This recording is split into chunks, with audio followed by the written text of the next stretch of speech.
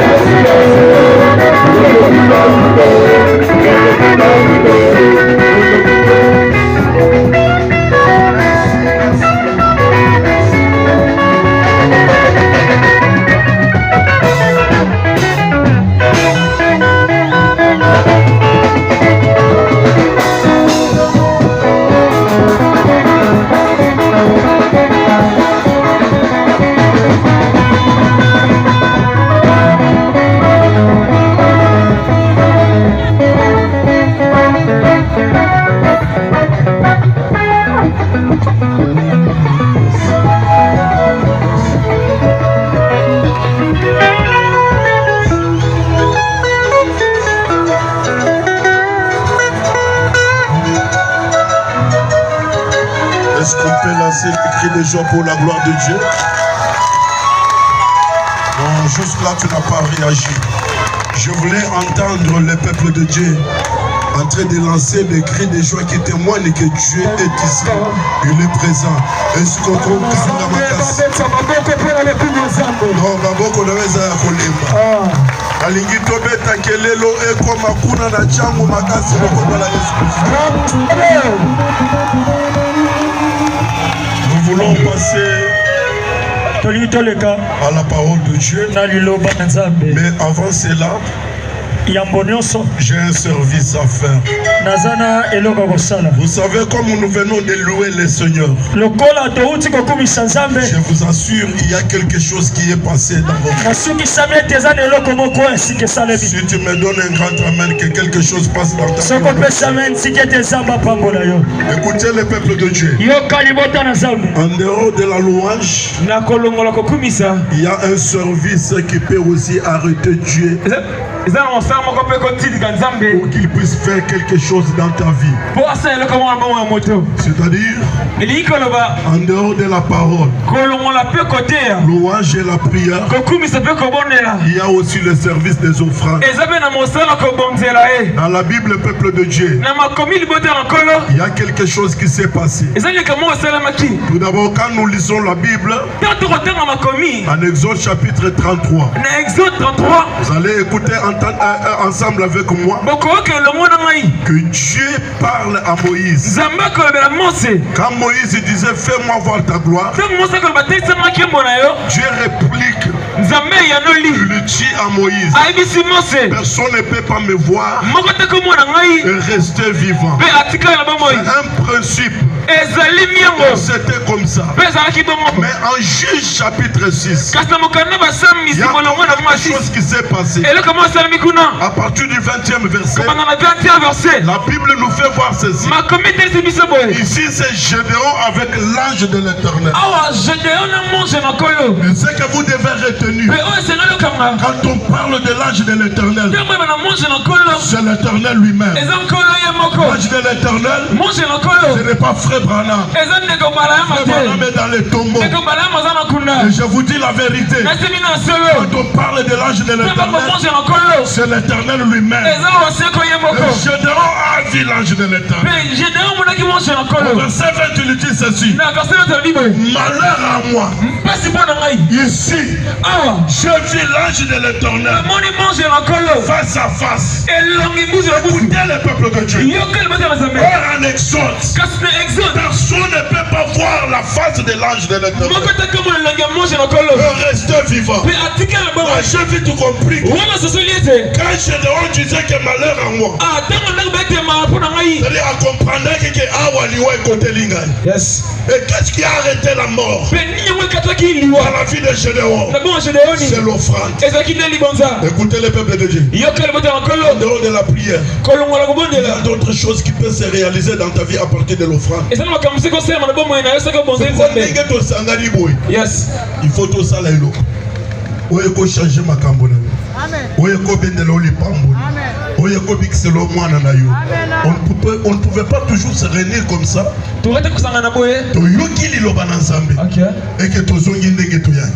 Est-ce que tu peux dire Amen?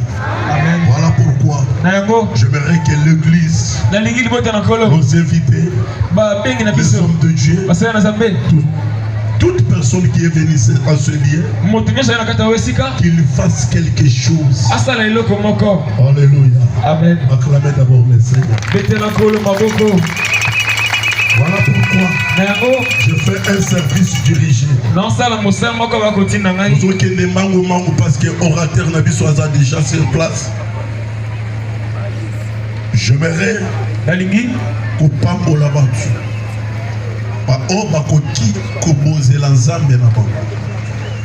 $100 comate. Pour bénir le peuple de Dieu. Et notre directeur est là. Il peut aussi se tenir là où se trouve notre panier.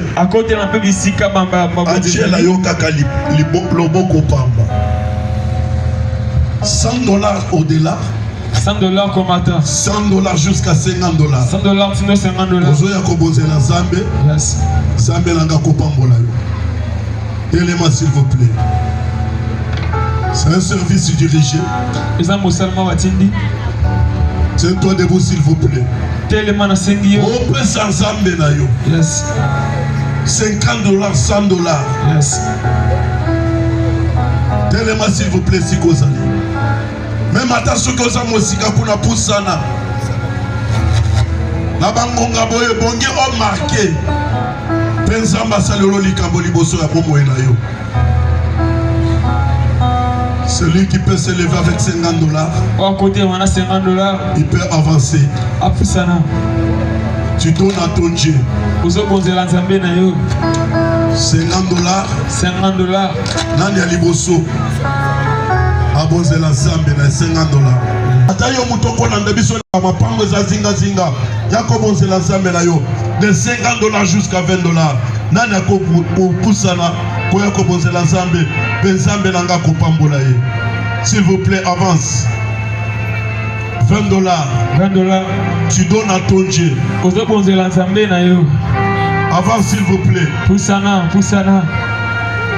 Et si Kozali Poussana, $20. Ozo poser la Nzambe. Tozo kende mbangu parce que moté na biso aza déjà. Il faut ater ya biso mambi Nzambe. Yako bonzela Nzambe s'il vous plaît. Basala Nzambe bachela oloboko. Bapambola yo.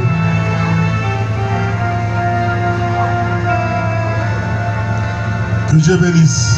$20 s'il vous plaît. Attention que vous avez $10. Okoti ko pusana ko bonzela Nzambe na yo.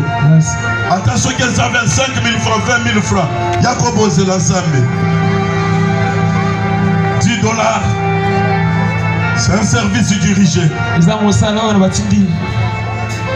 $10 avance. Même toi qui es là-bas, avance s'il vous plaît. Bien-aimé, avance avec ton offrande de $10. 20 000 francs, 25 000 francs. Tu donnes cela à ton Dieu. Quand tu les verras, il y aura toujours quelque chose que le Seigneur va faire dans ta vie. Pour ces gens qui m'embangu, vous opposez l'ensemble. Que Dieu bénisse. 20 000 francs. 25 000 francs, $10, $20, vous opposez l'ensemble. Approche.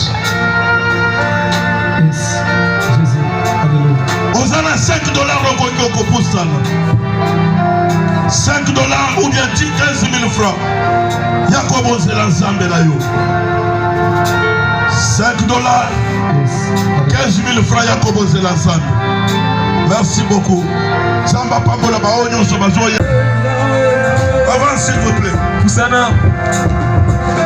10 000 francs na yo. 10 000 francs. Yakope Sansamba Lola. Yes. Oyo Zope Sansamba. 5 000 francs.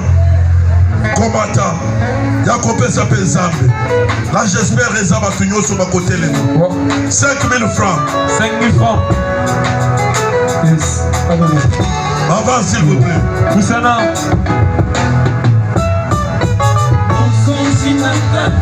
5 000 francs.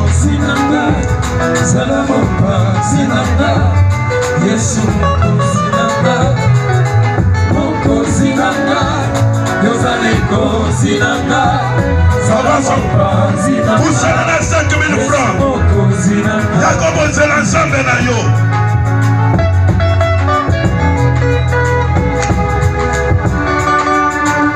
Papa totele makobo c'est l'ensemble. Maman totele makobo c'est l'ensemble. Atana possibilité, gasolina possibilité, Yakobo de la réalité. Akuta monte manamba, akomisa ngado. 5 000 francs Yakobo c'est l'ensemble. Ça la difficile, mais pas n'importe comment facile. Moninga nimela Yesu, pesa yepe mana yo. Vous avez 2 000 francs. Vous avez 2 000 francs. 2 000 francs. Passe maintenant. Maman te passe ensemble 2 000. Papa te monte ensemble 2 000. C'est le merci d'Ozali. Yesu ni kosinanga. Alléluia. mokozi na ngai, zala mokonzi na ngai, Yesu mokozi na ngai. Asa ya masapote, asa ya bikekote, asa l'Islambe ya solo. Même si vous n'êtes pas d'accord, je suis d'accord avec moi-même. Quand toi tu es là-bas, mon ami Salana, Abikisa Bakufi, Bakangani Bakamola, Bakangani Bazwanisiko, Yosona Kombona, Yesu. Osana 1000 francs, 1000 francs, 1000 francs. Osana 1000 francs na yo. Tellement.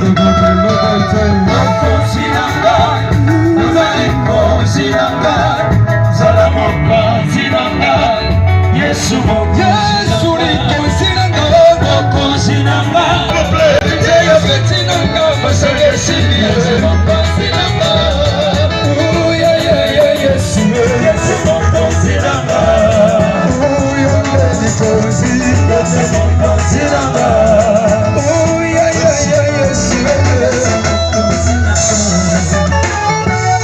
je demande au peuple de Dieu de se tenir debout. S'il vous plaît, là où tu es, nous voulons recevoir l'orateur. Vous savez, il y a un principe qui dit, si un messager est bien reçu, même son message aura de l'impact. L'homme que nous allons vous présenter, c'est un homme bien, c'est un homme charismatique. Il est puissant en parole. Et lui, quand il prêche, même les démons quittent eux-mêmes. Écoutez le peuple de Dieu. J'aimerais que nous puissions recevoir cet homme. Le pasteur, l'homme de la parole, l'homme charismatique. Lui, quand il va passer ici, nous allons lancer les cris de joie.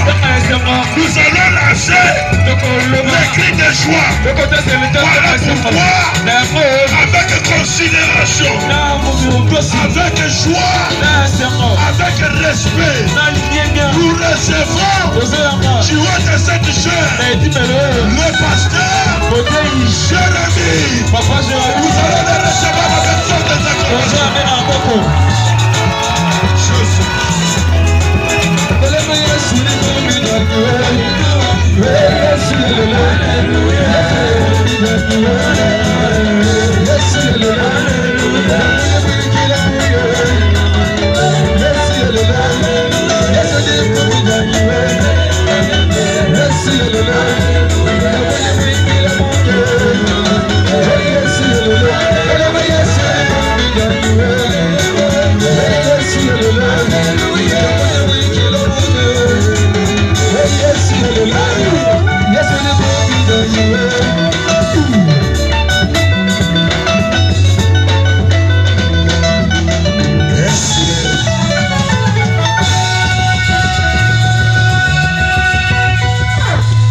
Est-ce qu'on peut acclamer? Ton acclamation est faible, fais-le monter. Veuillez vous asseoir, que Dieu vous bénisse. Je bénis le Seigneur, le Créateur des cieux et de la terre. C'est lui qui a accepté le jour d'aujourd'hui que nous soyons enseignés. Et je bénis encore la présence des hommes de Dieu que je vois ici. Hommes de Dieu, vraiment que Dieu vous bénisse pour votre présence.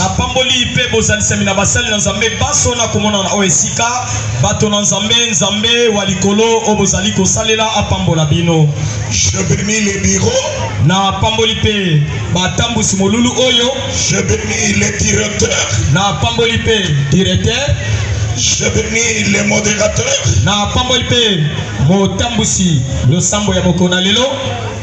Je bénis le papa et je bénis les mamans qui sont venus enseigner. Je bénis tous nos invités qui sont venus ce soir. Na pamboli pe ba pa na biso banso bazali asima na nzanga oyo. Hier, on avait une délégation de l'Afrique du Sud qui était ici. Lobi to salaki na bandeko oba utaki na Afrika ngele ba yaki awa. Je ne sais pas si ils sont venus aujourd'hui. Na ebite soki lelo oyo ba awa. Je bénis encore.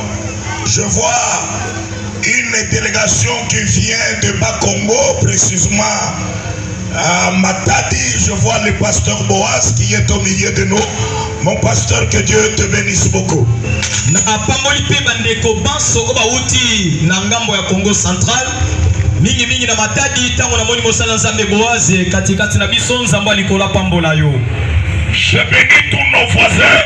Na pamboli pe bandeko nyonso bafandi pembeni qui nous ont accepté de supporter tout ce mouvement. Et aujourd'hui, l'esprit là va tomber. Et Jésus seul sera élevé. Si tu me donnes un amen très fort, nous allons lire les Écritures. Et pour faire notre marche aujourd'hui, nous sommes dans le livre d'Exode. Exode chapitre 2e. Exode chapitre 2e. Le verset 14-15. Après quoi tu vas sauter. Tu vas nous lire le verset, le chapitre 4. À partir du premier verset jusqu'au 3e. Nous lisons Exode chapitre et dit, certainement la chose est connue. Pharaon a pris ce qui s'était passé et il cherchait à faire mourir Moïse. Mais Moïse s'enfuit de devant Pharaon et il se retira dans le pays de Madian où il s'arrêta près d'un puits. Veuillez vous asseoir, que Dieu vous bénisse. Je suis en train de vous bénir, je dis que Dieu vous bénisse. Ajoute le dernier passage. Exode chapitre 4. Nous commençons à partir du premier verset. Nous lisons au nom de Jésus-Christ. Amen. Moïse répondit et dit, voici, ils ne me croiront point. Ils n'écouteront point ma voix. Et ils diront, l'Éternel n'était point à Paris. L'Éternel lui dit, qu'y a-t-il dans ta main? Il répondit, qu'est-ce qui est dans ta main? Ça c'est Dieu qui pose la question à Moïse. Moïse avait quelque chose dans sa main. Il a répondu, j'ai une verge. L'Éternel dit, jette-la par terre. Il la jeta par terre et elle devint un serpent. Moïse priait devant lui. L'Éternel dit à Moïse, étends ta main et saisissez-le par la queue. Il étendit la main et le saisissait. Et le serpent devint une verge dans sa main. Parole du Seigneur. Amen. Est-ce que tu peux dire Amen à la parole de Dieu? Est-ce que tu peux dire à celui qui est à côté de toi, ça va chauffer? Amen. Amen. Hier, nous avons fait notre marche. Nous avons parlé sur la suprématie de Jacob. Et la suprématie de Adam.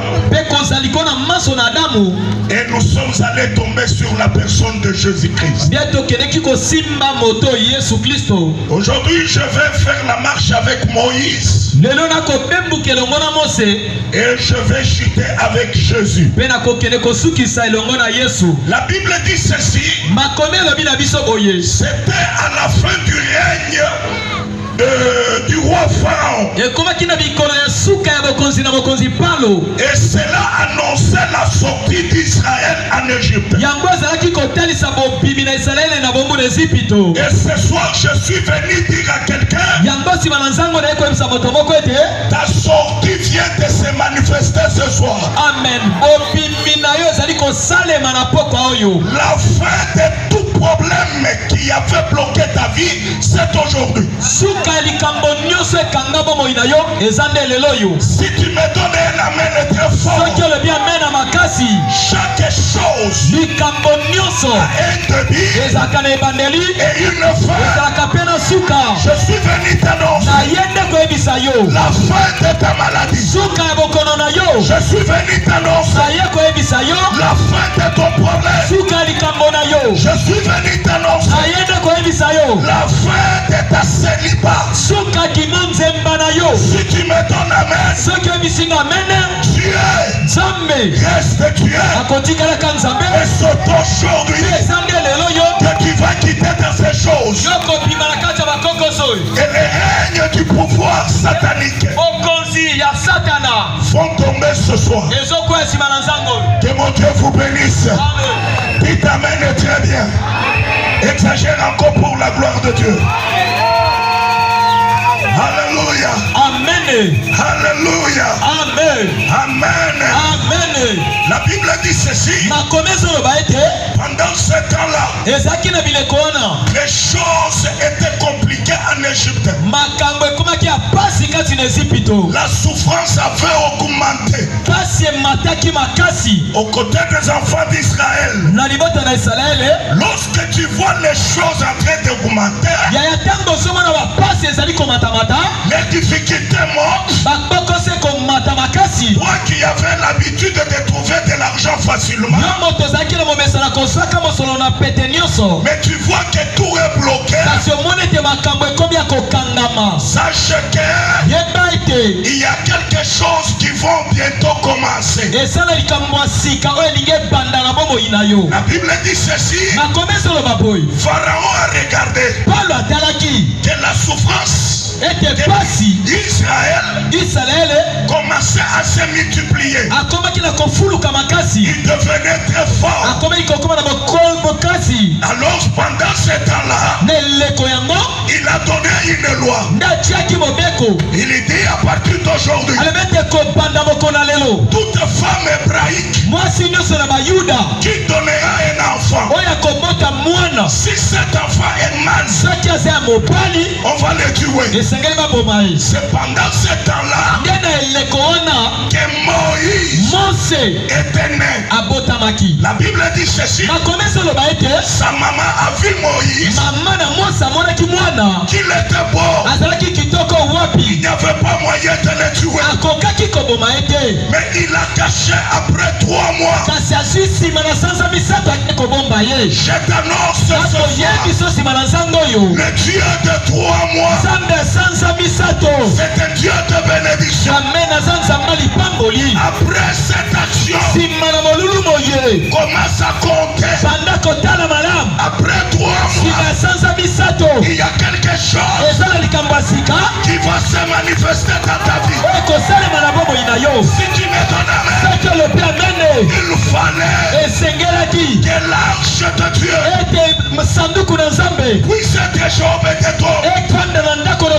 Après 3 mois, la maison d'Obed-Edom était changée. Je te dis cette fois, après cette action, le Dieu de visitation visitera ta famille, visitera ta maison, visitera cette avenue. Et je vous dis, tous nos voisins qui commencent à compter après 3 mois, les choses vont changer. Celui qui dit amen, que Dieu change sa vie.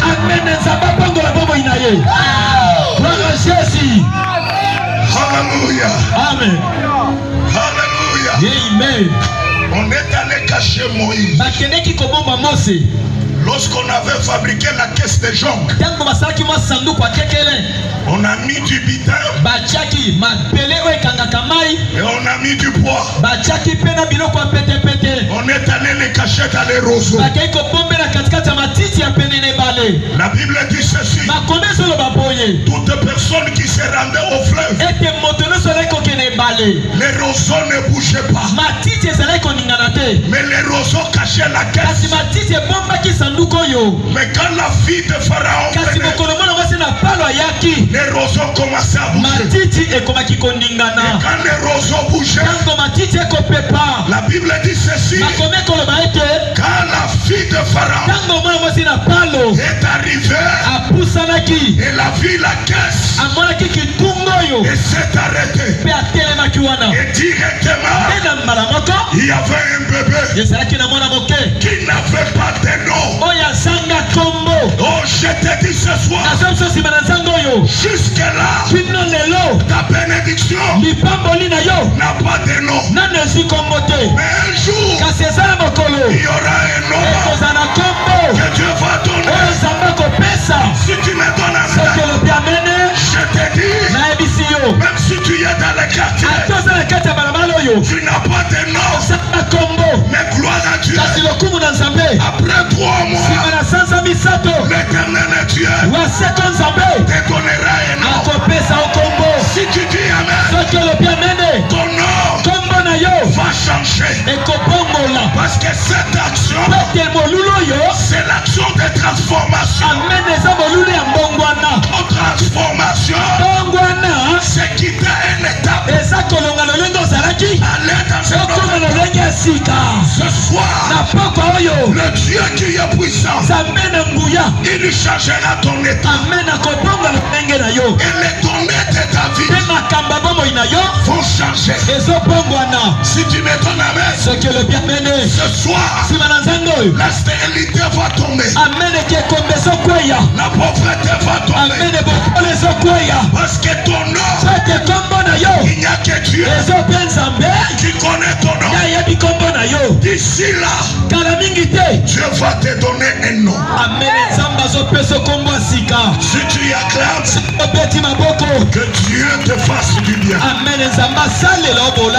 Je dis que Dieu te fasse du bien. Alléluia. Amen. Yes, écoutez, lorsque Moïse est arrivé chez Pharaon, et il était le lait de sa maman, un véritable enfant de Dieu, il ne peut pas prendre le lait n'importe où, mais il prend le lait de sa maman.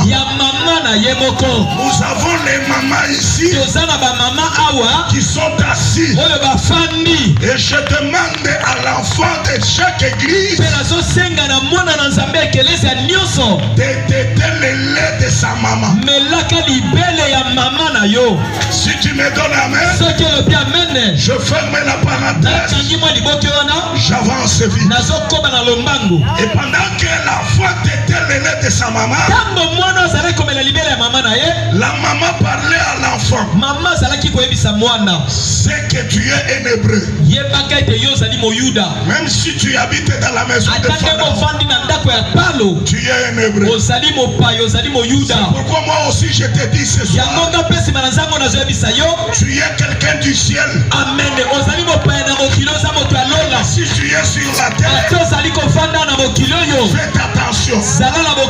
Si tu me donnes Amen, fais attention. Si tu me donnes Amen, fais attention. Je n'ai pas le mandat. Non.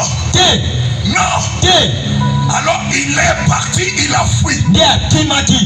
Et pendant qu'il est parti, là où il est allé, un jour, il a trouvé le buisson en feu. Le buisson était en feu. La Bible dit ceci. Le buisson qui était en feu, dans une dimension prophétique, ou dans la révélation, le buisson qui était en feu, c'est Israël qui était dans la souffrance. Alléluia. Amen. Maintenant Dieu était là-bas. Je te dis ce soir, malgré ta souffrance, Dieu est avec toi.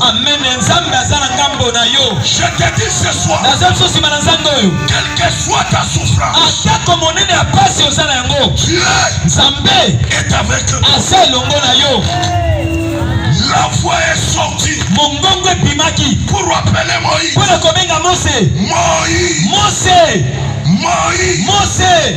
Moïse, quand il a écouté ces choses, Moïse s'est arrêté. Il s'est détourné pour aller voir la Et quand il est allé, Dieu lui dit enlève les souliers. Pourquoi il pouvait enlever les souliers? Parce que tout un esclave en Israël, il est bien mis. Un Israël qui était en Égypte, ils étaient bien mis. C'est pourquoi les jours où ils mangent l'agneau, Dieu leur dit que chacun mette les souliers. C'est la sortie. C'est-à-dire Israël en Égypte n'était bien mis. C'est alors Dieu, il lui dit, tu es Israël, enlève les souliers.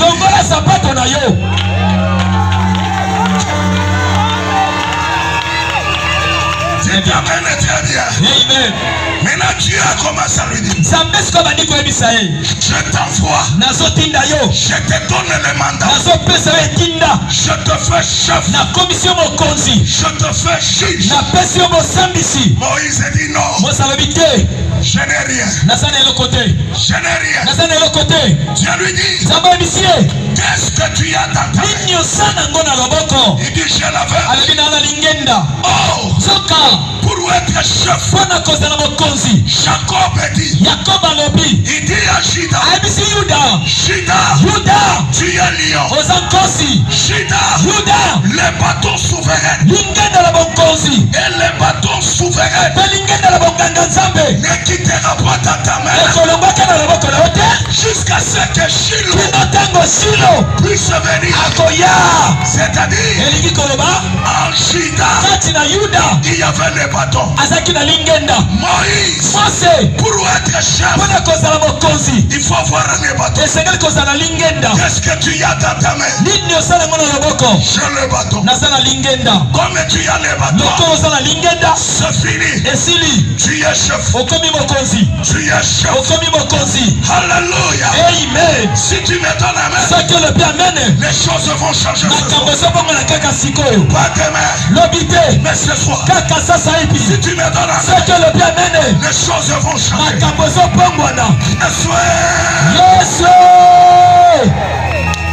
Et Moïse dit, non Seigneur, oui tu m'as fait chef, mais je ne suis pas juge. Or pour être juge, Jacob dit à Dan, c'est toi qui jugeras mon peuple. Dan, je te fais serpent. Qui t'amène très bien. Amen. Un juge c'est un serpent. Si tu me donnes un Dieu dit à Moïse, prends ton bâton, jette par terre. Et quand il jette, le serpent, la verge devient le serpent. Et directement, Moïse devient juge. Amen. Très bien. Très bien. Dites Amen très bien. Amen. Celui qui dit Amen, ce soir, tu es le chef de ta famille. Ce soir, tu es le juge de ta famille. Celui qui dit Amen, ce qui ne marche pas dans ta famille, ça doit marcher. Parce que le Dieu du ciel vient nous donner les mandats.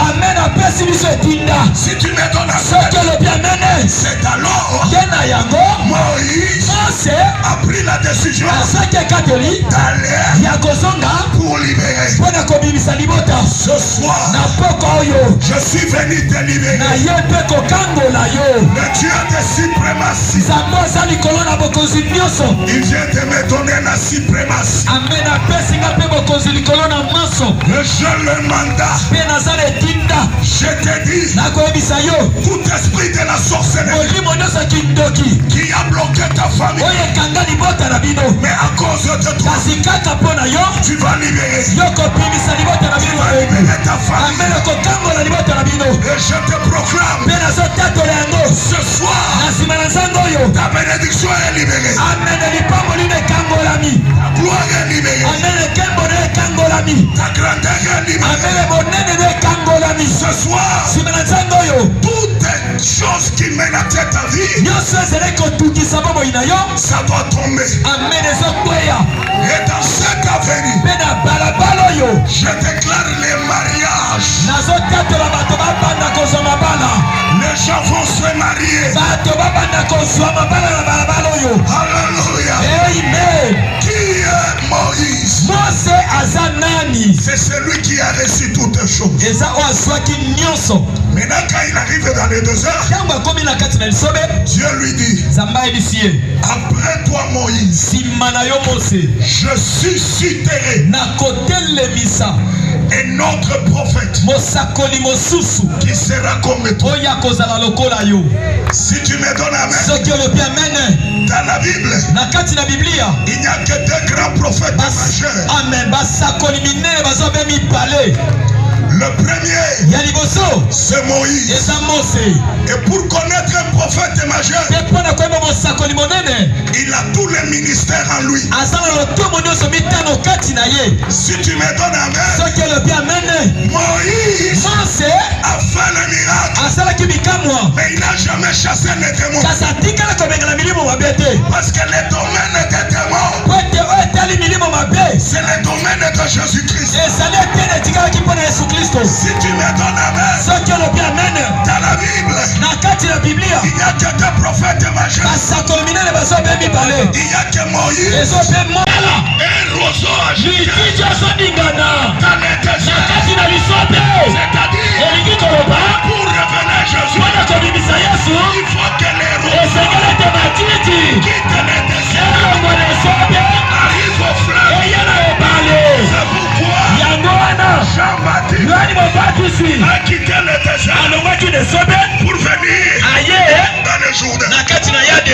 Et quand il arrive dans le Jourdain, c'était pour revenir. Revenez qui? Jésus de Nazareth. Il dit, voici, voici, voici, l'agneau de Dieu qui ôte le péché. Si tu dis Amen, c'est Dieu chargé ta vie. Yes,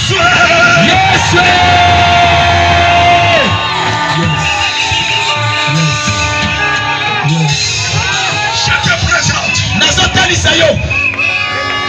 à la naissance de mon prophète. Il y avait quelque chose. Quand mon prophète est né, L'étoile a brillé. Monsoto engengaki.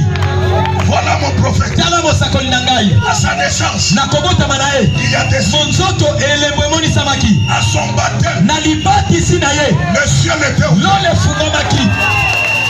À son baptême, Nalibati sinaye. le ciel était ouvert. Lole fungomaki. À sa mort, Nakufa naye. tous les morts Bakufi nyoso. étaient ressuscités. Basekwaki. Si tu me donnes un Soto le piamene. mon prophète, Mosakoli yangai. il a 3 dates. Azala mikolo misato ebani. La date de naissance. Azala mokolo abotamaki. Il a la date de décès. Azala mokolo akufaki. Il a la date de Azala mokolo basekwaki. Yes. Gloire à Jésus, gloire à Jésus. Mais ton prophète, Siko, mosakoli oya yo. ton prophète, Mosakoli oya yo. Toyebi mokolo abotamaki. Toyebi mokolo akufaki. Kasi mokolo asekwaki. Eyebani te. Yes. Laisse-moi te dire de Jésus. Tikana ebisani kamona Yesu. Il est tout pour tout. Amen. Asa nyoso pona nyoso. C'est lui notre sauveur. Amen. Yende mobikisi na biso. Le champion des champions. Bolongi na balongi. Écoutez, j'ouvre la parenthèse. Tokana fungola mali boke. La Bible dit, Nakome lobi. pour marcher sur les eaux, Pona kotamba likone bale. il attendait la nuit, Azelaka nde na butu. pas la journée. Na moi te. Mais il attendait la Azele kozeleka butu. que la nuit arrive, Butu ekokakoya. qu'il commence à marcher Yabanda siko kotambola. sur les eaux. Likolo na mai. Pour dire que Pona kotalisa ete. la puissance de la nuit Nguya nyoso molili. ne le bloquera jamais. Ekoki kokanga ye te. Parce que Kwete.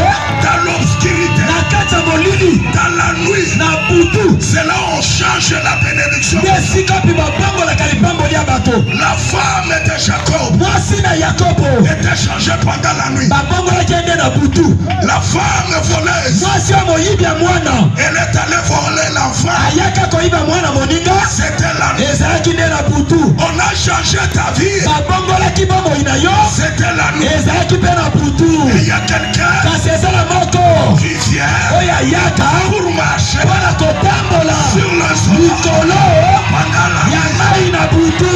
Et tu me donnes Soki olobi amene ce soir, pokwa lelo toutes les œuvres de la nuit, misala nyonso ya butu ça va tomber. ezokwea. J'ai dit, Nalobi toutes les œuvres de la nuit, misala nyonso ya molili ça va tomber. ezokwea. Si tu me donnes Soki olobi amene la sorcellerie, kindoki nyonso va tomber. ezokwea. Et à partir d'aujourd'hui, Mpe kaka na pokwa lelo on ne te verra pas. amen bakomona yo te. Ni tes enfants, ezala bana na yo on ne les verra pas. bakomona bango te. Parce que l'étonnel de ta vie Po ete makambo bomoi na yo vient de changer. ebongwani sasa epi. Et celui qui change, Oyo abongolaka c'est Jésus. eza Yesu ya Nazareti. C'est lui qui dit Oyo alobi amene que Jésus Yesu lui donne la suprématie. apesa bokonzi likolo na nyonso À partir de ce soir, kobandaka na pokwa lelo. Dieu Nzambe te donnera l'autorité apesa mbifo sur la puissance de la nuit. likolo na nguya nyonso molili. Jésus de Nazareth, Yesu ya Nazareti le champion de molongi na balongi l'homme est très très fort. mobala makasi koleka. Si tu dis Amen, Soki olobi amene makasi tu dis Amen 3 fois, olobi amene mbala misato il y a des choses qui vont se makambo asikela bakosalema. Amen, amen, amen. Je te prophétise. nazosakola likolo na yo À partir de ce soir, kobandaka na pokwa lelo. tu vas changer les données de ta famille. Amene makambo ya libota na bino ebanda kobongwana. Si tu me donnes Amen, Soki olobi amene le mandat que Dieu m'a donné, etinda oyo nzambe apesi ngai c'est pour te libérer, eza mpona kokangola yo, c'est pour te sauver. eza mpona kobikisa yo. Si tu me donnes Amen, Soki olobi amen à partir de ce soir, kobandaka na pokwa lelo la mort qui était dans votre famille, liwa ekotaki na kati ya libota na bino. j'arrête ça. Amen nalobi ete telema au nom de Jésus. Année, mbula oyo personne ne va mourir dans votre amene famille. moko te akokufa kata na kati ya libota na bino. Même ta santé ata nzoto na yo sera récupérée. amen ezozongela yo. Yesu, Yesu il a reçu. azwi nde kombo. Je suis à la fin. nakomi na suka Nous viendrons demain. lobi nde tokokutana. Il a reçu. azwi nde kombo. Il a reçu. Église na biso eza pembeni La Rosée, chez Pasteur Jérémy Yombo. Benjamin Kayombo, tout ça, locataire, tout ça, la kacha lopango na biso. Et si tu sommes déjà lopango, Gimela Yosu Yaka, tu tonga 3 niveaux ya balcon. Bisika na yo ya kovanda ezali. Biso bana la Rosée to kolobake, biso to kende wapi. To sakaka. Très bien. Alors Gimela Jésus n'a pas quoi les noms. Nous voulons prier. Yes. Nous voulons prier. Alléluia.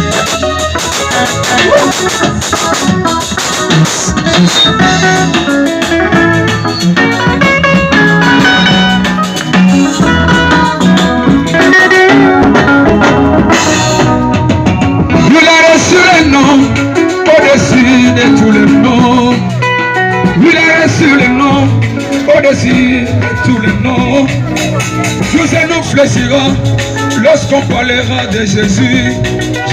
Tous et nous fléchirons lorsqu'on parlera de Jésus. Il a reçu le nom au-dessus de tous les noms. Il a reçu le nom au-dessus de tous les noms. Alléluia. Tous et nous fléchirons lorsqu'on parlera de l'agneau. Alléluia.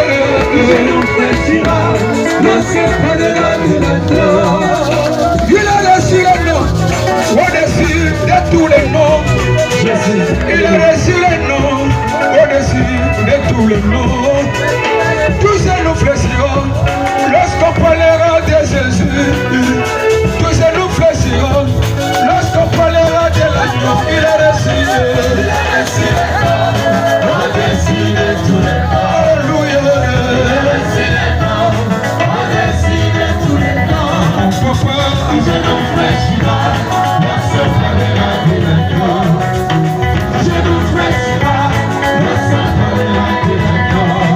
La prédication de la croix, c'est Dieu pour tous ceux qui périssent. Mais pour nous qui sommes sauvés, c'est la puissance de Dieu.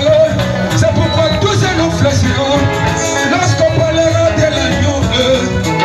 Tous nous fléchirons lorsqu'on parlera de Jésus. Il a reçu le nom au-dessus de tous les noms. Alléluia.